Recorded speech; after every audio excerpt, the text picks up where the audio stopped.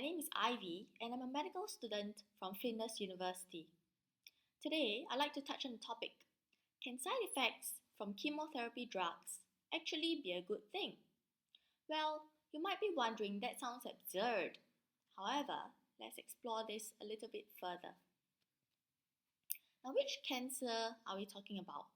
We're talking about HER2 positive breast cancer. And which chemotherapy drugs? We're talking about lapatinib and capecitabine, what I like to term the L plus C drugs. Now you might ask, wait a minute, isn't trastuzumab the usual drug for these types of breast cancer? Yes, it is. However, for patients whose disease have progressed even on this trastuzumab, they opt for second or third line drugs, such as the L plus C drugs.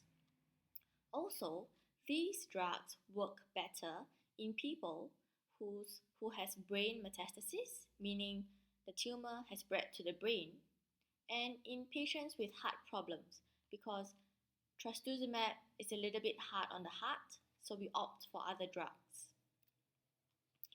Now, talking about our study, we analyzed the data from the Amelia trial, which had almost 500 patients over 4 years. Now, who were these patients? These patients were HER2 positive breast cancer patients who were on the chemotherapy drugs lapatinib and capecitabine. What was our question? Our question was, are early side effects predictive of overall survival? Meaning, can early side effects of within 6 weeks actually predict whether you live longer or shorter? Now, our results. Our results showed that indeed early side effects can predict survival. Now, which side effects were these? Rash and hand-foot syndrome predicted longer survival. Now, let's clarify what is hand-foot syndrome. Hand-foot syndrome is when there's redness and some swelling that can be a little bit painful on the palms of your hands, and in the soles of your feet. Now you might ask, wait a moment, why do these early side effects of rash and hand-foot syndrome actually predict that I'm going to live longer? Let me explain. So, lapatinib works on, for example, target A in the tumor. Now, target A is found in normal tissues as well, especially in your skin. And so, naturally, the side effect of lapatinib would be rash, skin rash. Similarly, capecitabine works on target B in the tumor. Target B is found in normal tissue as well, especially in the palms of your hands and the soles of your feet. So it would be natural to expect a side effect of hand-foot syndrome.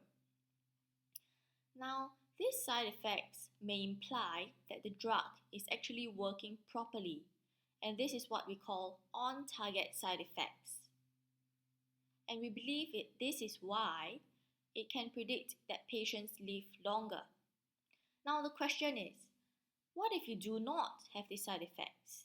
There are two options. Number one, the doctor may be able to increase the dose of your drug until you have those side effects. Some people just require a higher dose of a drug for it to work properly.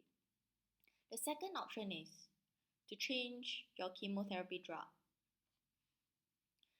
Now let's move on to the red boxes, where early side effects predict poorer survival, shorter survival.